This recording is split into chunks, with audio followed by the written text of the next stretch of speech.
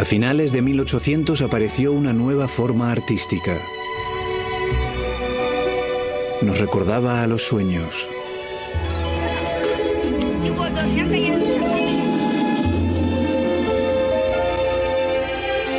El cine es una industria global multimillonaria, pero no la mueven ni la taquilla ni el entretenimiento,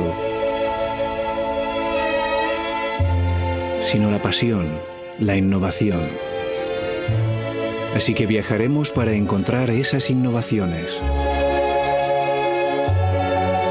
Las veremos en Stanley Donen, creador de Cantando bajo la lluvia, en Jane Campion en Australia, en las películas de Kyoko Kagawa, que apareció en la que podría ser la mejor película de la historia, en Amitabh Bachchan, el actor más famoso del mundo, y en las películas de Scorsese, Spike Lee, Lars von Trier y Akira Kurosawa.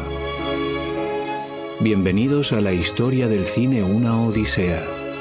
Una historia épica de innovaciones durante 12 décadas, 6 continentes y 1000 películas.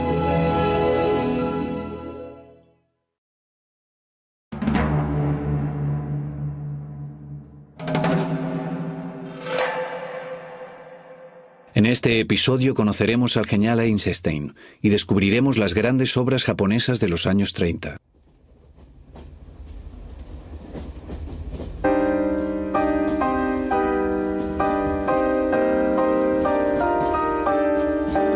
Los años 20 y 30 fueron buenas décadas para el cine.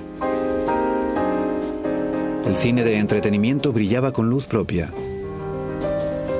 pero algunos cineastas rebeldes lo cuestionaron. La batalla por el alma del cine logró que fuera maravilloso. El cine romántico de los años 20 tenía este aspecto: luz tenue, poca profundidad de campo, maquillaje, aire onírico.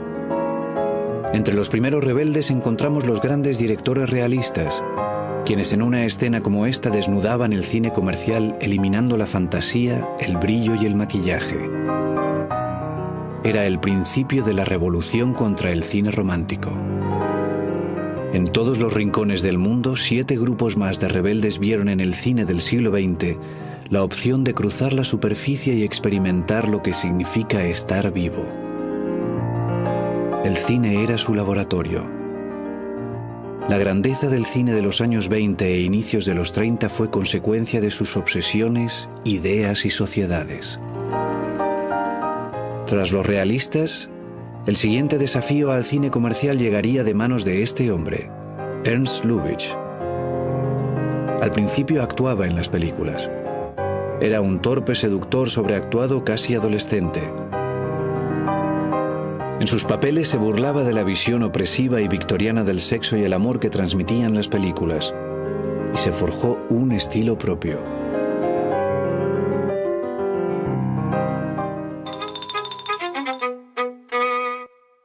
Esta escena de La princesa de las ostras nos muestra su tono subversivo y burlón.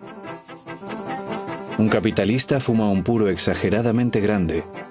Tiene un ejército de taquígrafas y varios ayudantes, todos negros.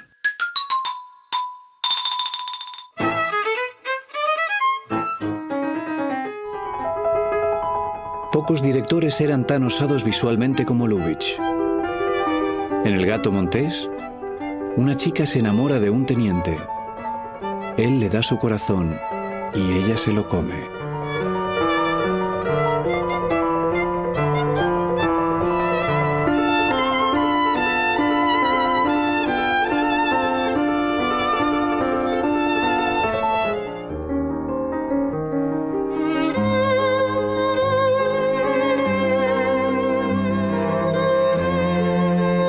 Los muñecos de nieve empiezan a tocar. La película presenta una producción surrealista. El formato de imagen también es osado. Hollywood supo apreciar su talento y después de El gato montés, Lubitsch empezó a trabajar allí. Lubitsch tenía que ingeniárselas para esquivar la censura y retratar la sexualidad. Atención a esta escena de su película americana Los peligros del flirt. Un psiquiatra y su mujer desayunan. Hay un primer plano de un huevo y una taza de café. Ella revuelve el café. La mano del marido desaparece y la suya también. Apartan el desayuno. Tienen una necesidad más urgente. No muestra la escena de sexo, pero el uso de los objetos equivale a una ceja levantada. Es más atrevido en su insinuación de la sexualidad que Chaplin, Keaton o Lloyd. Lubitsch hizo varias comedias en Estados Unidos en los años 30 y los 40 y dirigió el estudio Paramount. Wilder, director de Perdición y Con faldas y a lo loco, tenía este cartel en su oficina. ¿Cómo lo haría Lubitsch?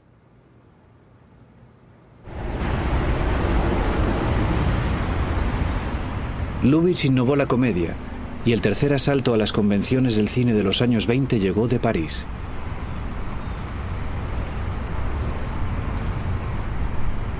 Los Lumière tenían la influencia de los pintores impresionistas.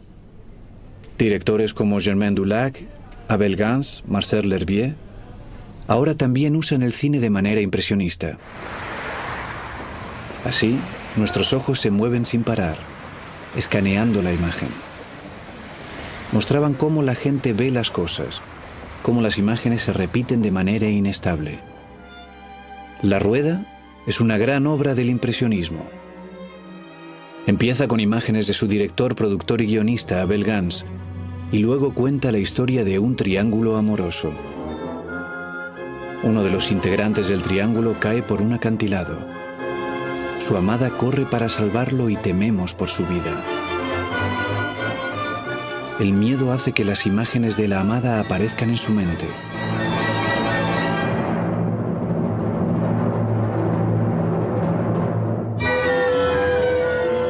Nos hemos metido en su cabeza. La pantalla se ha convertido en su mirada interior. El cine romántico tenía mucho suspense, pero las imágenes debían ser legibles. Aquí algunas duran un solo fotograma. Van demasiado rápido para verlas una a una. Pasan veloces y nos dan la sensación de que son sus últimos suspiros.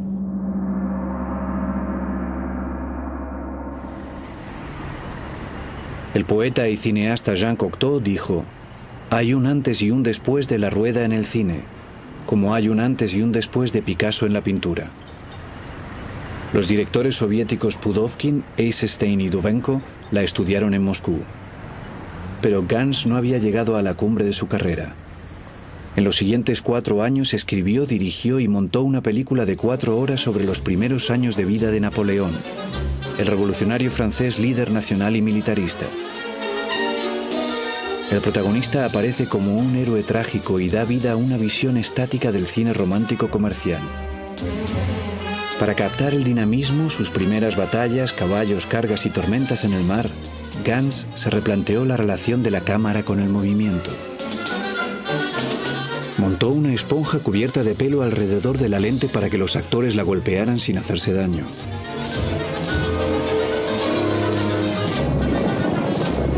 En las primeras escenas del joven Napoleón en Córcega, Gance puso una cámara con aire comprimido en la silla de un caballo para captar la energía del movimiento de Bonaparte.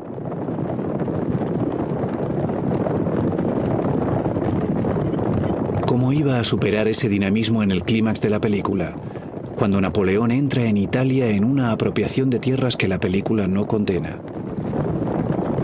¿Cómo superaría las imágenes épicas y los decorados de Cabiria, de Pastrone o de Intolerancia de Griffith? Aquí está la respuesta. Trabajó con 3 cámaras, una encima de la otra, cada una apuntaba a una dirección. El público tenía que girar la cabeza para verlo todo.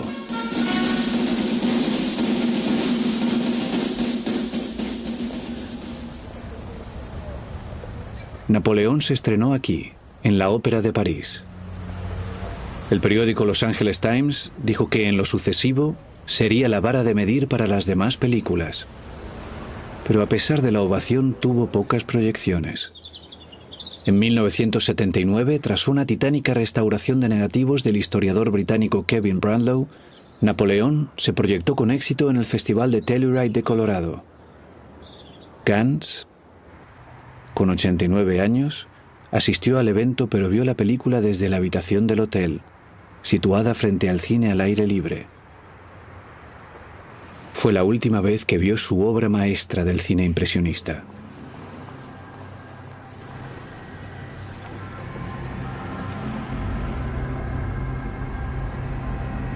En Alemania, a finales de la década de 1910 y en los años 20, tuvo lugar la cuarta acometida contra el cine romántico comercial. Estos cineastas exploraban la mente más a fondo que el impresionismo francés de Gans. Influidos por los llamados pintores expresionistas, los escenógrafos, cuyo trabajo era tan fragmentado como un espejo roto, empezaron a trabajar en películas expresionistas.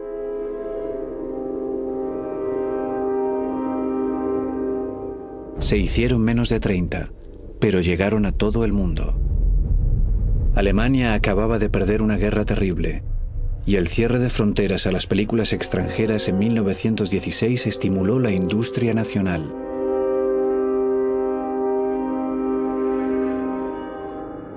La película expresionista más influyente fue El gabinete del Dr. Caligari, de Robert Wiene.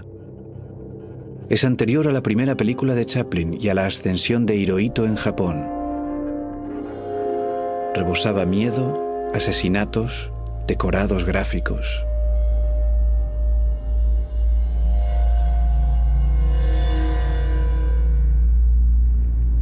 Los cineastas de estudio filmaban interiores sin luz natural, mientras los escandinavos hacían lo contrario. Wiene y su jefe de diseño, Hermann Warm, encontraron una revolucionaria tercera vía. Llenaban el decorado de luz uniforme y pintaban sombras en el suelo y las paredes.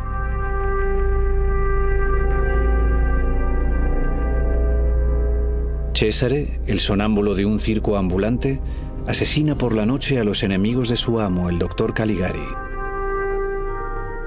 La historia tenía tintes políticos.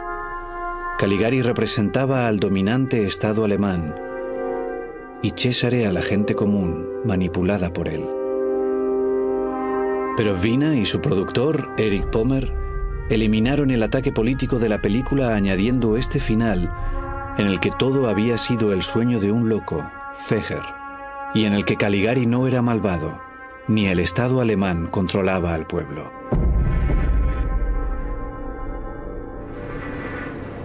Se filmó aquí, en el estudio Babelsberg, cerca de Berlín.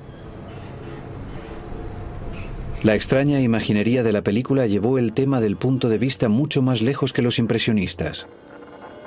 Los espacios aparecían cortados como trozos de vidrio, con la luz fragmentada que mostraba el terrible estado mental de Feger.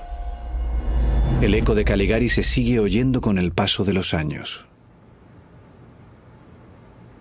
El corazón delator de Charles Klein muestra su influencia. El británico Alfred Hitchcock había trabajado en Alemania y aplicó en El enemigo de las rubias las sombras y la histeria de Caligari.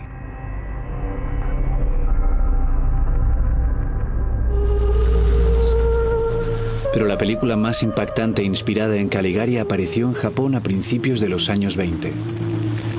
El exactor Tennosuke Kinugasa vio esta película, La Rueda, y rodó Una página de locura. Esta es la escena inicial. Una tormenta, un manicomio, imágenes superpuestas, cortes rápidos como en La Rueda.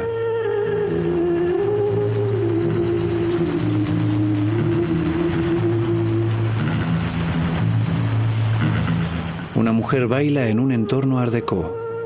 Está en el manicomio. Unos complejos flashbacks nos muestran que ha intentado ahogar a su hijo. Su marido trabaja en el manicomio para tratar de ayudarla, pero su estado mental también se deteriora.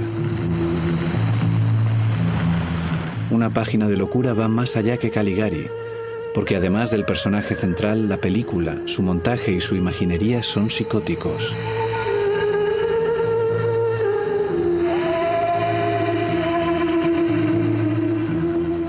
Una página de locura combina la rapidez del impresionismo con el profundo malestar del expresionismo. Y es la segunda gran película japonesa después de Almas en la carretera.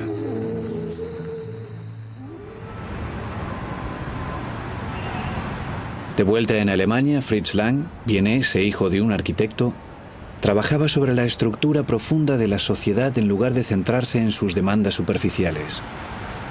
Lang es autor de la película muda más representativa de la época y que podría haber sido obra de un arquitecto, Metrópolis.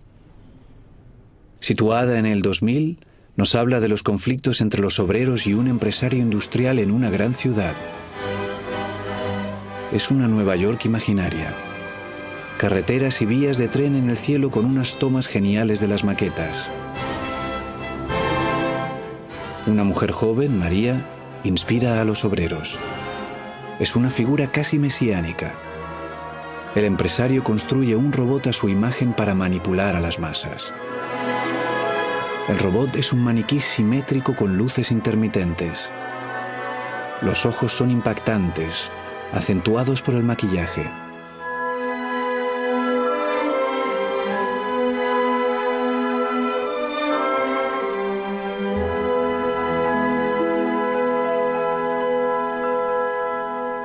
Al final, María y el hijo del empresario salvan la ciudad, y obreros y empresarios se unen en una escena que parece situada en una catedral.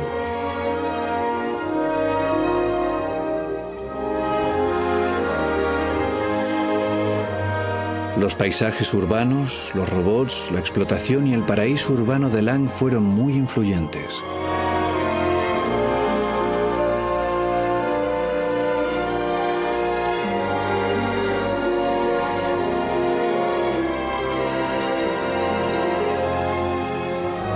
Al director de Hollywood, King Vidor, le encantaba Metrópolis, y vemos la influencia del expresionismo en Y el mundo marcha.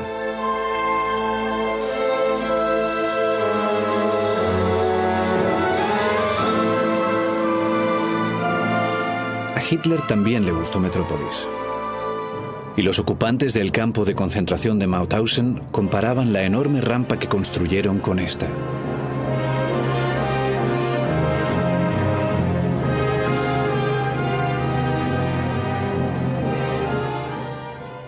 Fue rodada aquí durante 1 año y medio y se usaron 2 millones de pies de metraje y 36.000 extras. Las ciudades daban miedo en los años 20, pero a la vez eran poéticas. En esta obra de arte expresionista, Amanecer, una pareja camina. Están tan cautivados que no ven el tráfico que los rodea. La ciudad se convierte en la naturaleza.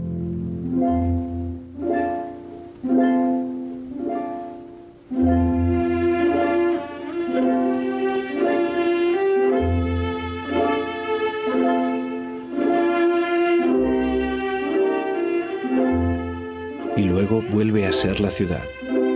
La alegría se convierte en tragedia. Al volver a la ciudad, la mujer parece ahogarse en un lago. Azotado por la pena, el hombre culpa a la ciudad y a la mujer que intentó seducirlo con luces brillantes, danzas. Simboliza a la avaricia, la rapidez.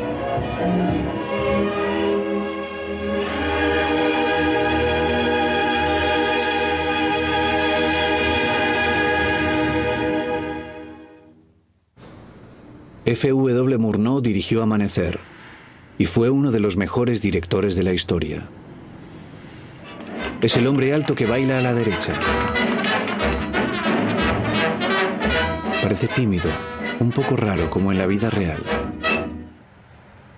Aquí vivía, aunque Murnau hizo la película en Hollywood.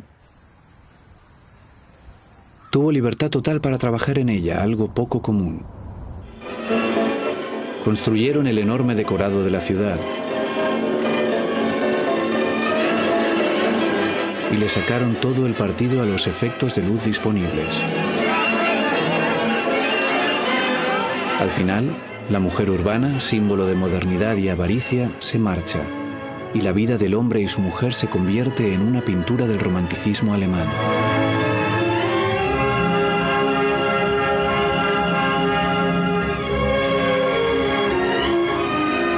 fue considerada la mejor película de la historia por los críticos franceses. Los poetas realistas franceses de los años 30 tenían a Murnau por un maestro. Su visión del corazón humano era más profunda que la de otros cineastas y presentaba imágenes acechantes. Murnau murió en un accidente de coche en California en 1931. Esta es su máscara mortuoria.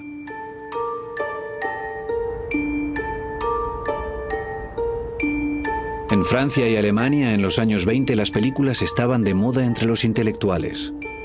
Eran el último grito en las escuelas de arte, y es normal que artistas experimentales y cineastas intentaran alejarse mucho más de las normas de Hollywood que el expresionismo alemán. Este es el quinto grupo de rebeldes que desafiaría al cine comercial de los años 20 y 30. Opus 1, de Walter Ruttmann, parecía biología. Pintaba vidrio, lo filmaba, quitaba la pintura aún mojada, añadía otra capa y filmaba de nuevo. Es una de las primeras animaciones abstractas.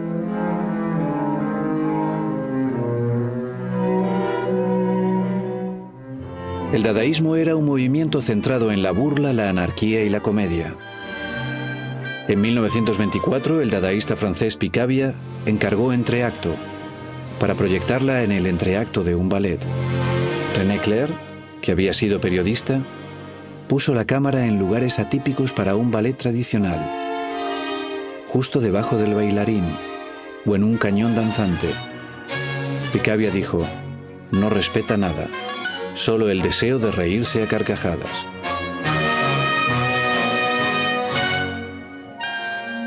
También en Francia, el brasileño Alberto Cavalcanti trabajó en esta película experimental.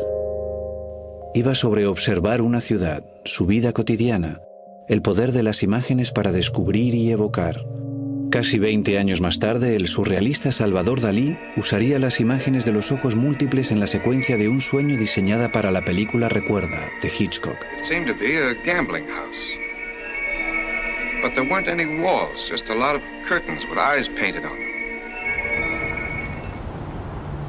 En 1926, Dalí pasó 3 años hablando sobre sueños y deseos con Luis Buñuel, español e hijo de terratenientes. Con la inspiración de esa conversación, escribieron el guión de esta película, Un perro andaluz, dirigida por Buñuel. Empieza con una imagen de Buñuel fumando. Tiene una hoja de afeitar, ve una nube cruzando la luna y sea él o la película, se imaginan otra cosa. La hoja corta el ojo de una mujer. 8 años después, una libre asociación sorprendente, un intento de mostrar cómo funciona el inconsciente. Un hombre vestido de mujer se cae de su bicicleta. Lleva una caja. Esta es la caja.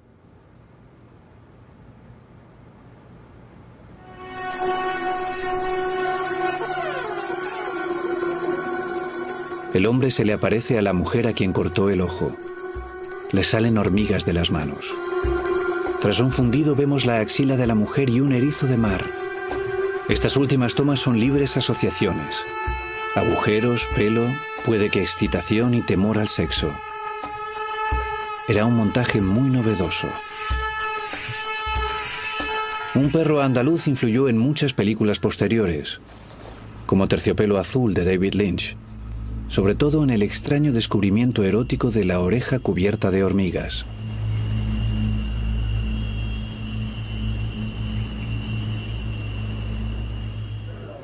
El siguiente trabajo de Buñuel, La Edad de Oro, aún nos impacta. Una pareja intenta hacer el amor entre el fango, pero un grupo de burgueses junto con el clero los detienen.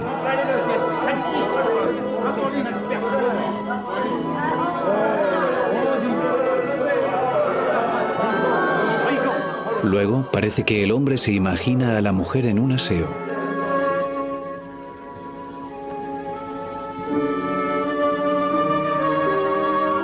El papel higiénico se quema.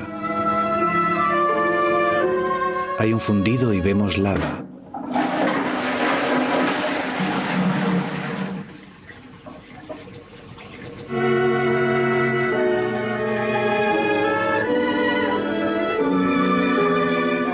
Volvemos al hombre.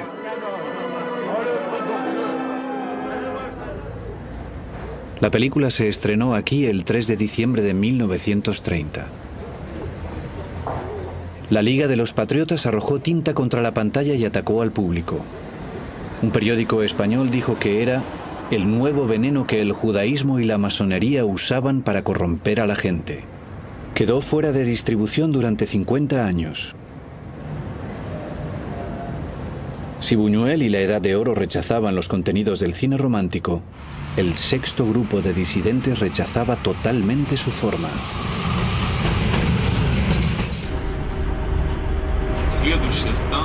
Siguiente parada, calle Sergei Eisenstein.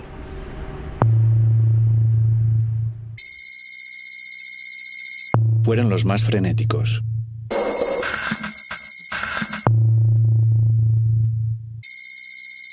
En 2 revoluciones Rusia se lanzó a lo que creía que era la modernidad. Intentó que la sociedad fuera más igualitaria y apartó con violencia a la clase gobernante.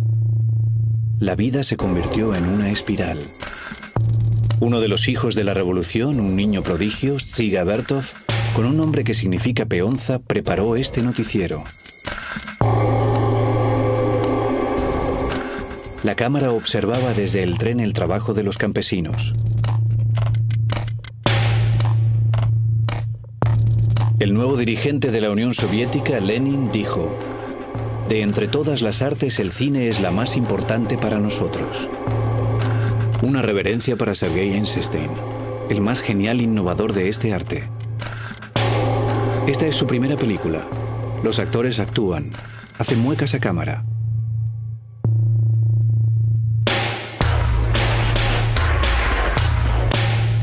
Eisenstein es uno de los personajes más complejos del cine. Era marxista por fuera. También era ingeniero. Seguramente era cristiano en su interior. Y judío. Y bisexual. Hizo una película sobre un motín en un buque de guerra. Quienes apoyaban ese motín les rinden homenaje. Entonces los militares abren fuego. Eisenstein se preguntaba cómo podía mostrar el horror del asesinato. Dicen que estaba comiendo una cereza y tiró el hueso. Al ver cómo caía por la escalera se le ocurrió una idea.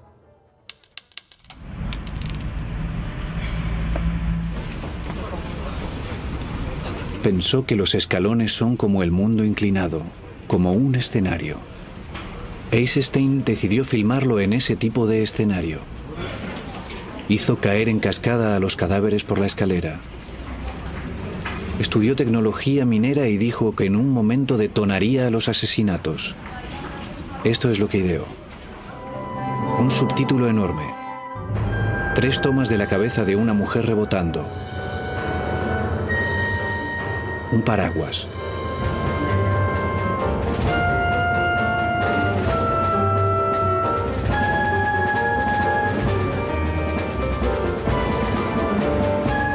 Una toma de una caída cámara en mano.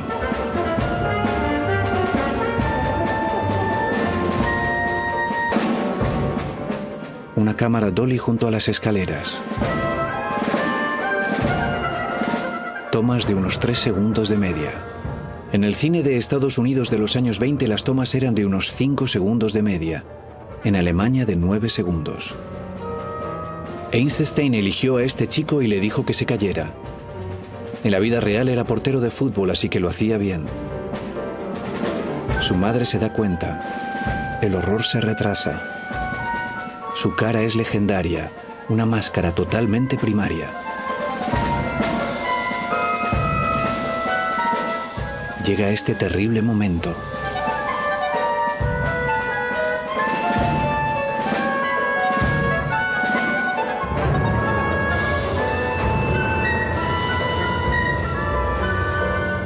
Y después esta toma tan rara. Camina por un pasillo de luz.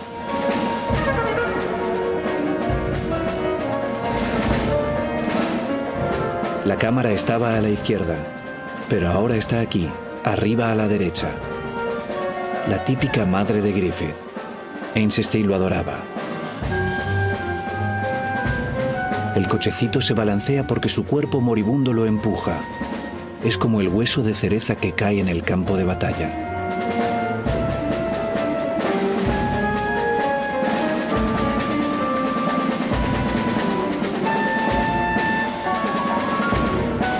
Cuesta mantener la calma en la secuencia de las escaleras de Odessa. Es justo lo que Eisenstein buscaba. Llamaba a lo que acabamos de ver el montaje de atracciones. Cuando vemos la secuencia de las escaleras de Odessa nos conmueve el momento en el que el ejército pisa al chico, salta desde la pantalla hacia nosotros. Ver el cochecito nos inquieta, las emociones salen de la pantalla y nos alcanzan. En nuestra cabeza, los dos conceptos chocan y nos sugieren la inocencia masacrada por el Estado, el zar. 1 más 1 son 3. Eisenstein decía que araba la mente del público. El acorazado Potemkin se estrenó en este cine en 1909. Es uno de los más antiguos del mundo. La película tuvo mucho éxito en todo el mundo. A Chaplin le encantó. Estas son las cosas de Eisenstein.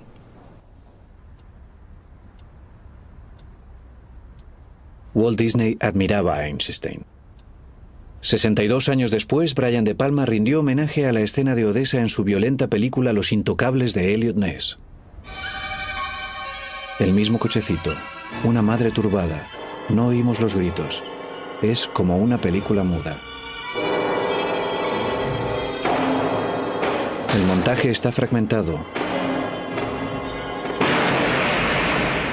Las tomas duran pocos segundos como las de Eisenstein. Peligro y disparos hacia abajo en una gran escalera.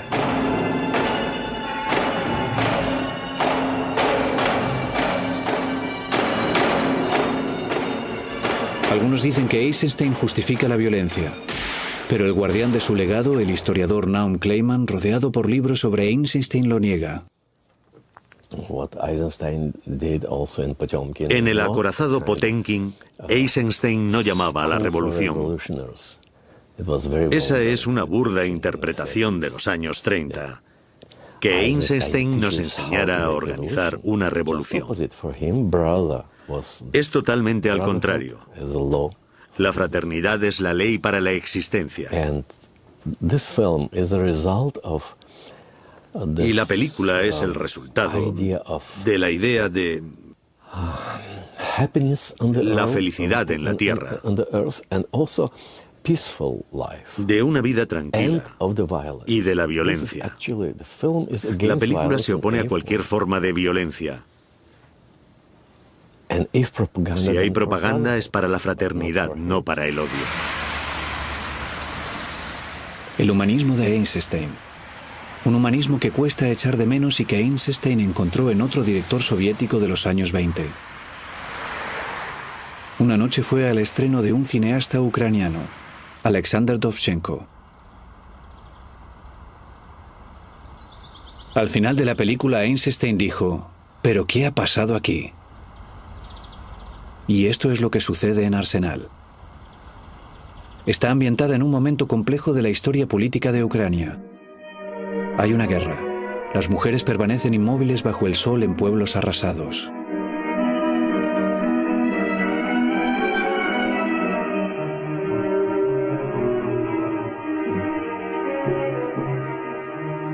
Es como si oyeran la canción de la guerra en su mente.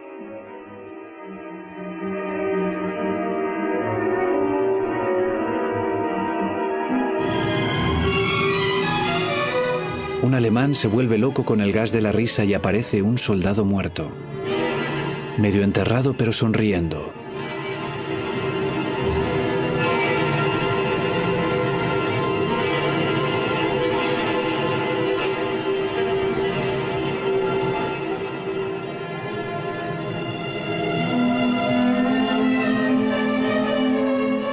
El cineasta ruso actual más importante, Alexander Sokurov, habla sobre Dovzhenko.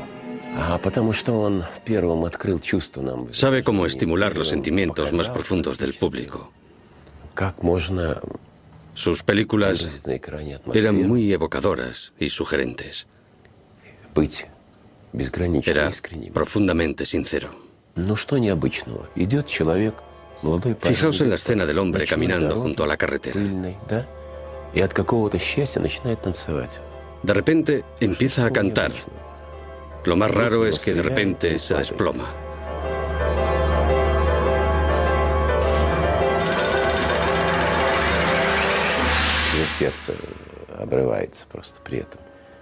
¿Por qué sucede esto? Nadie lo sabe. Es un misterio.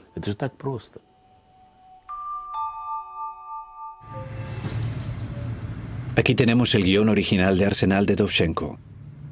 Sigue estando en Vizhik, la escuela de cine en la que era profesor. En el mismo aula. Lenin murió y llegó Stalin. Con él murió el brillante montaje soviético. Eisenstein siguió creando obras de arte hasta su muerte en 1948.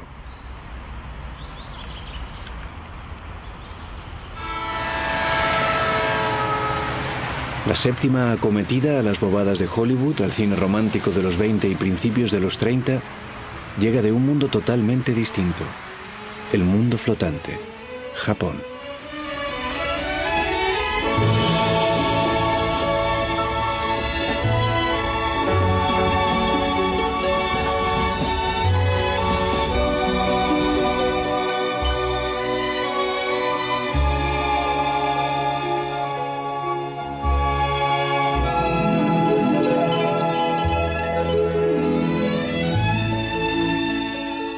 Japón luchó contra casi todo el mundo en los 30 y los 40 y mató a millones de personas con su arrogancia. En una especie de compensación entre tanto horror, sus cineastas crearon las películas más humanas de la época. Las más provocadoras fueron obra de este rebelde enterrado a las afueras de Tokio. La gente recorre el mundo entero para llegar hasta aquí. Le dejan whisky y vino porque era un borracho. La tumba no tiene nombre ni fecha de nacimiento o muerte.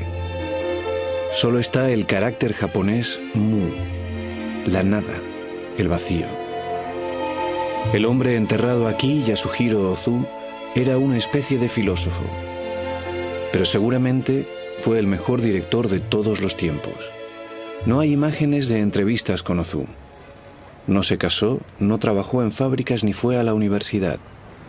Pero durante 30 años hizo películas sobre la tranquila vida de la gente casada, los obreros de las fábricas y los estudiantes. Está considerado un cineasta muy serio. La primera película en la que presentó un estilo maduro, He nacido pero, es una rápida y exquisita comedia sobre dos chicos, dos hermanos. Interpretaciones naturales filmadas con un trípode bajo, a la altura de los niños.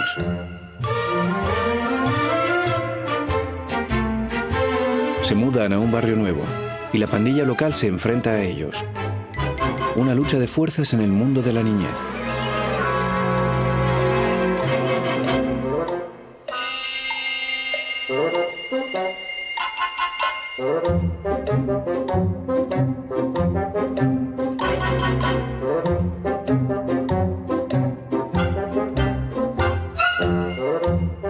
Ellos creen que su padre es un gran hombre.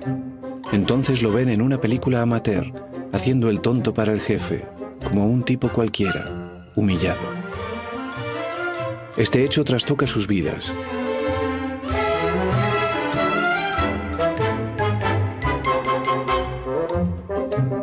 Hacen una huelga de hambre. El legendario crítico y cineasta Donald Ritchie. He nacido, pero es una película de 1932, muda, y es algo muy poco frecuente. Casi todas, diría que el 90% de las películas mudas japonesas fueron destruidas por catástrofes naturales, como terremotos, o por causas artificiales, como el bombardeo de Tokio.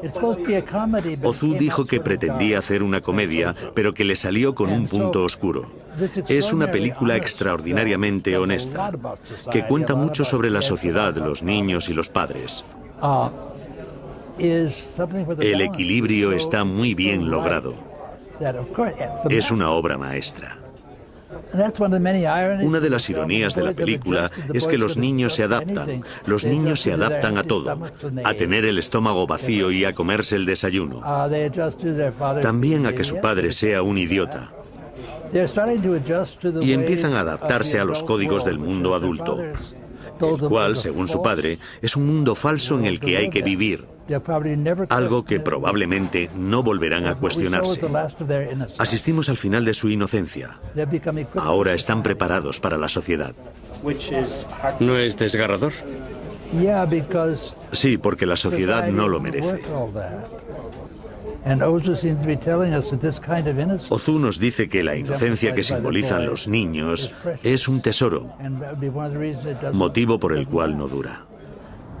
Los chicos descubren lo que Japón descubriría en la Segunda Guerra Mundial, que el emperador es un hombre común. Ozu fue el gran destronador. A diferencia de Akira Kurosawa, no creía en los héroes. Era poco hollywoodiense. Los chicos ven que la gente es decente, nada más. Crecer implica resignación y decepción.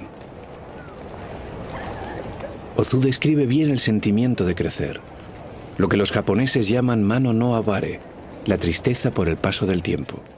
Aquí tenemos a Kyoko Kagawa, la famosa actriz japonesa que trabajó para Kurosawa, Mizoguchi, Naruse y Ozu, quien hizo el famoso plano medio en el que casi miraba a la cámara. Kagawa era la hija más joven de la película más aclamada de Ozu, Cuentos de Tokio. Avanzada la película, la madre se pone enferma y la hija la refresca con el abanico.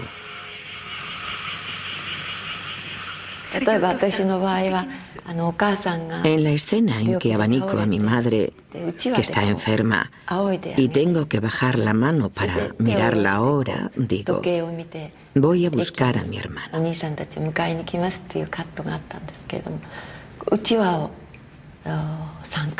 Ozu me dijo que bajara la mano y mirara el reloj tras mover el abanico entre 3 y 5 veces. Así lo hice.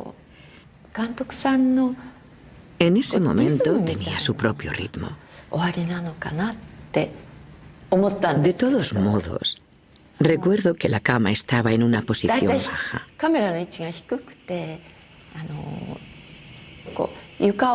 No quería enseñar el suelo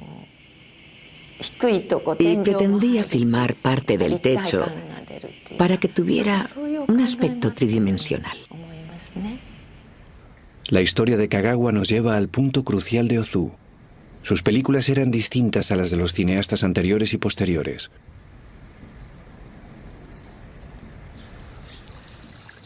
En los años 30 la norma era poner la cámara a esta altura, filmar desde la cadera y no desde los hombros, colocar la cámara en el centro de gravedad del cuerpo para que la imagen diera sensación de equilibrio. Rara vez se hacía en el cine. En los años 70, la revolucionaria película de C. Ackerman, Jan Dillman, fue una de las pocas que usó la altura de cámara de Ozu. Y esto solo fue una de las innovaciones de Ozu. La mirada de los actores de cine comercial suele ser esta, pero en las películas de Ozu solía ser esta.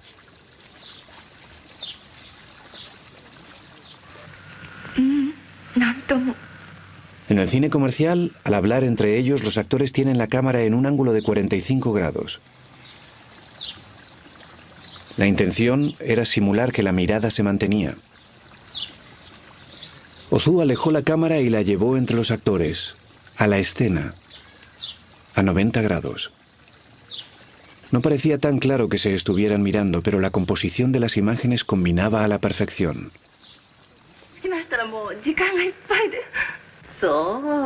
A Ozu le interesaba combinar las tomas, tanto si eran personas como interiores de una casa. Cuanto más las miras, más notas el orden del espacio. Sus encuadres son ventanas en mundos visualmente equilibrados. Ozu odiaba que el cuerpo humano cortara un encuadre y por eso filmaba desde lejos, para asegurarse de que si alguien se ponía de pie, su cabeza no desaparecería así. Usaba lentes de unos 50 milímetros para que las caras y los espacios no fueran voluminosos, como ocurre con lentes de 20 o 30 milímetros.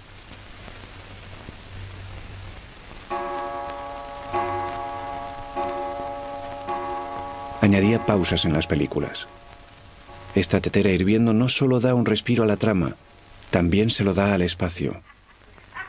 Añade un momento de vacío compositivo, Mu, el vacío, tal como aparece en su tumba.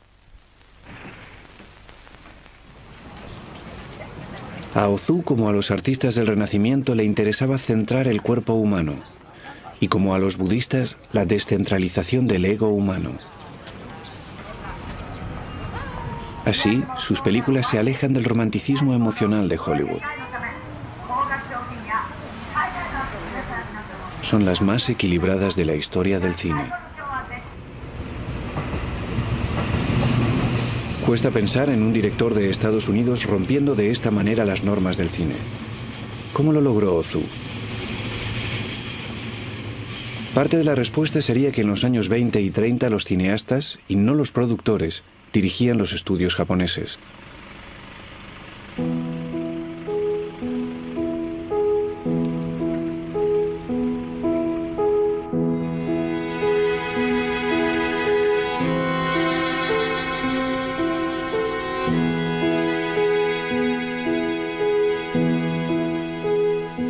Estas son las salas del Toho Studio, donde el futuro director Akira Kurosawa preparaba su gran película Los 7 samuráis en los años 50. Este hombre construyó algunos de los decorados.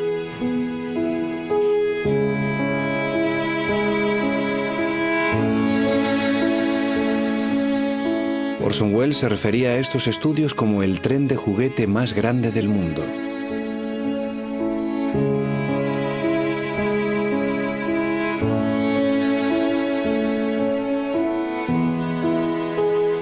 El propio Ozu, y no un productor, decidía en este espacio.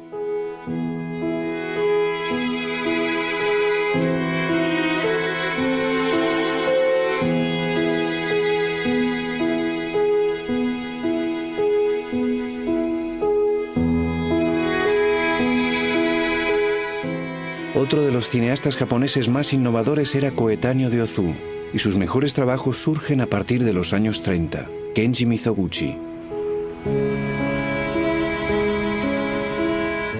La actitud de Mizoguchi era totalmente moderna.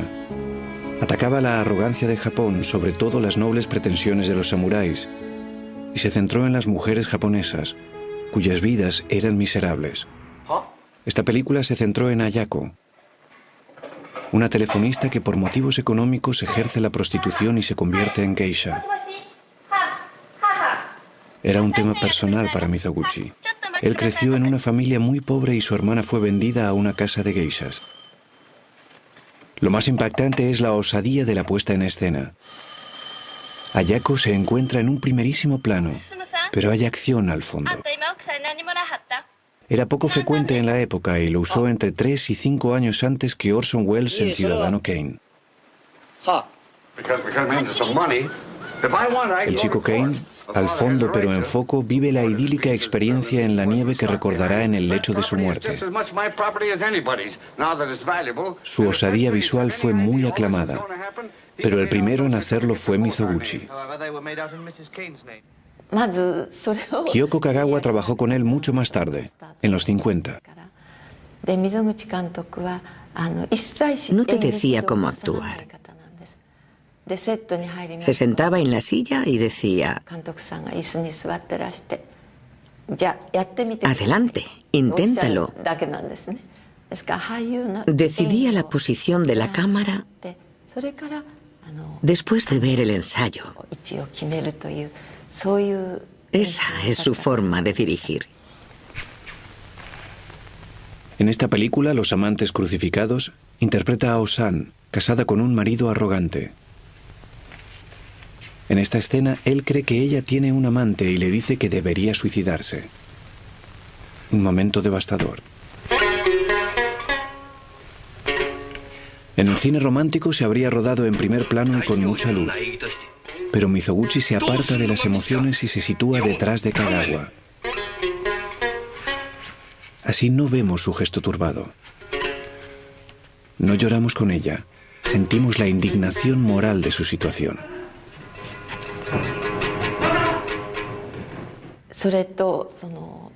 También recuerdo la particular forma de hablar de Mizoguchi, sus movimientos.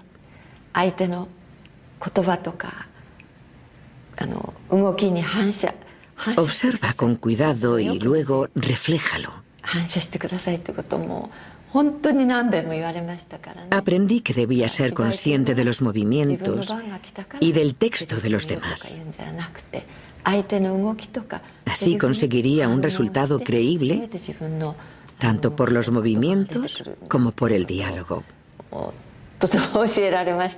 Cuando estaba en escena en las películas de Kurosawa, me decía a mí misma, refléjalo, refléjalo. El marido de Kagawa en Los amantes crucificados es tan horrible que su personaje, Osan, huye con otro hombre, Mohei.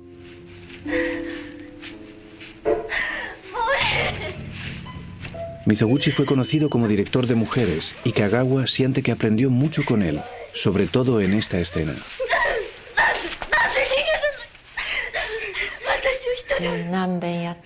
El director nunca me dijo adelante durante los ensayos. Como nunca decía que estaba mal ni me daba consejos, yo no sabía qué hacer. Estaba agotada. La repetía una y otra vez y me golpeaba el pecho al caer. Me dolía mucho.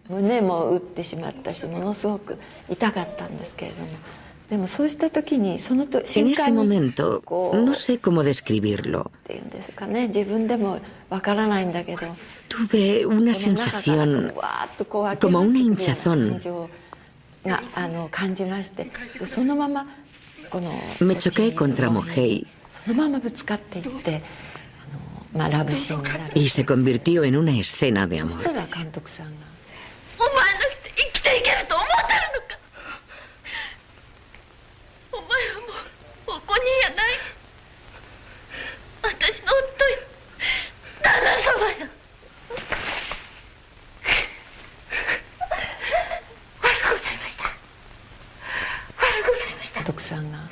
El director dijo, de acuerdo, adelante.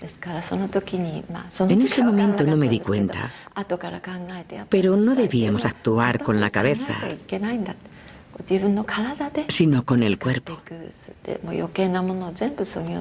Cortar la madera muerta y darle todo lo que tienes. Usar toda la energía. Descubrí que actuar era eso. Esa escena me enseñó las bases de la interpretación.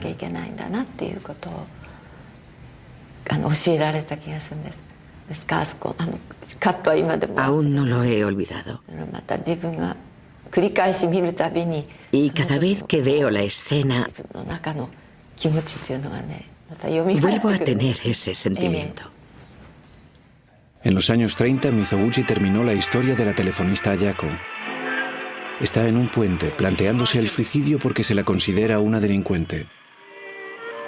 Es un momento clave en la historia del cine.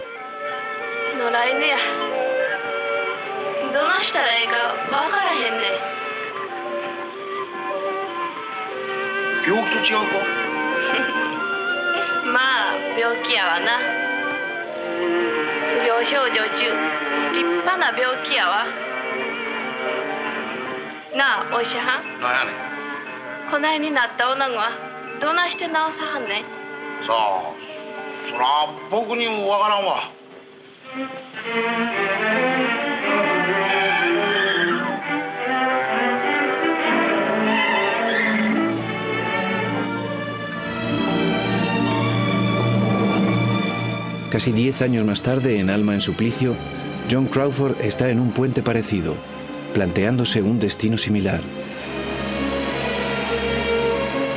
Pero al estilo de Hollywood, del cine romántico, el intento de suicidio se muestra en todo su esplendor. su cara esculpida por la luz y poca profundidad de campo para destacar los ojos.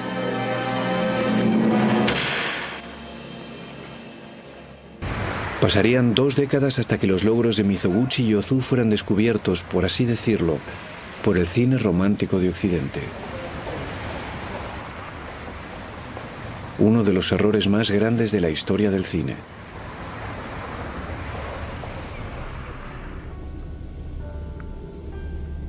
La octava y última alternativa al cine comercial occidental de los 20 e inicios de los 30 apareció aquí, en China. En 1931, Japón invadió China de forma brutal. La vida ya era complicada para los chinos, pero la guerra implicaría la muerte de 13 millones de personas. En ese momento, el cine chino entra en la historia del cine. Hay películas chinas desde la década de 1910. Esto es típico. Trajes de época, el pretendiente en foco, con la técnica usada en Hollywood para señalarlo en el tejado. En los 30, China tenía un tipo de cine realista de izquierdas que desafiaba la fantasía de Hollywood y que en una escena así usaba ingeniosos ángulos de cámara y simbolismo para enseñar cómo los hombres seducen realmente a las mujeres.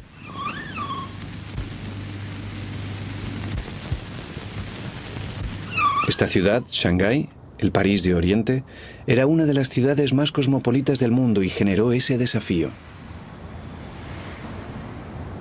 Aparecían estudios de cine, grandes directores y estrellas de cine. La más famosa era esta mujer, Ran Lingyi, conocida como la Greta Garbo china. Aquí es una madre soltera en la escuela de su hijo. Tenía tan poco dinero que tuvo que vender su cuerpo para pagar su educación.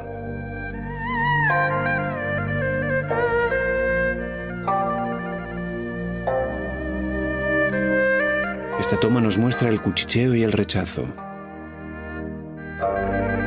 Cuando la escuela se entera de que es prostituta, la rechaza y acaba en la cárcel.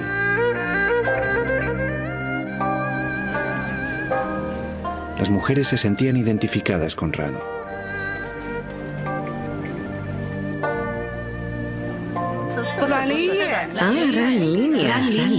Ran Línea. No tuve la oportunidad de verla en su época, porque murió unos años antes. Yo era una niña muy pequeña. Muy pequeña. Sus películas son muy reales. Reflejan cómo era la sociedad. Sus películas solían estar situadas en este tipo de callejones de Shanghái, aunque las tomas se hacían en sets de rodaje como este.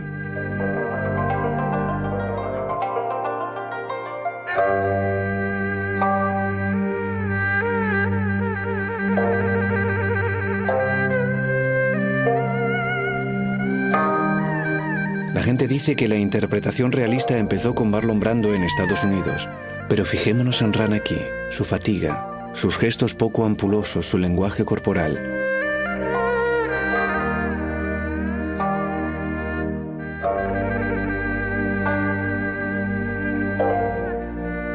Fue rodada décadas antes de que apareciera Brando. Cuando Maggie Cheung interpretó a Ran en Center Stage, el director Stanley Kwan le pidió que repitiera esta famosa escena.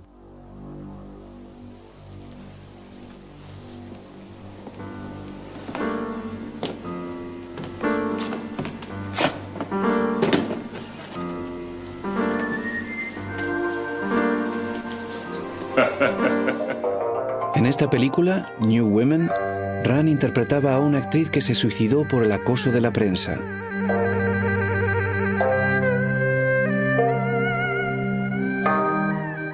Y ahora viene el clímax de la historia. Los tabloides de Shanghái mancharon el nombre de Ran porque era moderna y realista en una ciudad llena de luces y sexo barato. En respuesta, Ran sufrió una sobredosis igual que su personaje y murió en 1935 a los 25 años.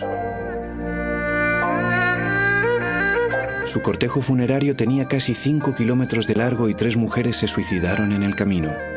Fue portada del New York Times, que dijo que fue el funeral más espectacular del siglo. Aún hoy, Ran no aparece en las enciclopedias de cine. En las próximas décadas, Shanghái, la ciudad del sexo y el cine, construirá sus bases sobre el pasado, y los decorados de callejones de las películas de los años 30 se llenarán del consumo capitalista típico de Disneylandia. Se convirtió en una especie de set de rodaje. En los años 40, un promontorio situado frente a la costa sudeste del continente será el nuevo centro del cine chino en el sur. Ese promontorio es Hong Kong. Así hemos llegado al final de una era en el cine. El periodo comprendido entre 1910 e inicios de los 30 fue brillante. Seguramente el mejor de la historia del cine. Era una época de cine de fantasía y de geniales alternativas. Las películas estaban en su mejor momento. La tensión sublime debió durar para siempre. Pero hay algo que no hemos dicho. No habíamos oído el grito de Doug, ni la voz de Falconetti.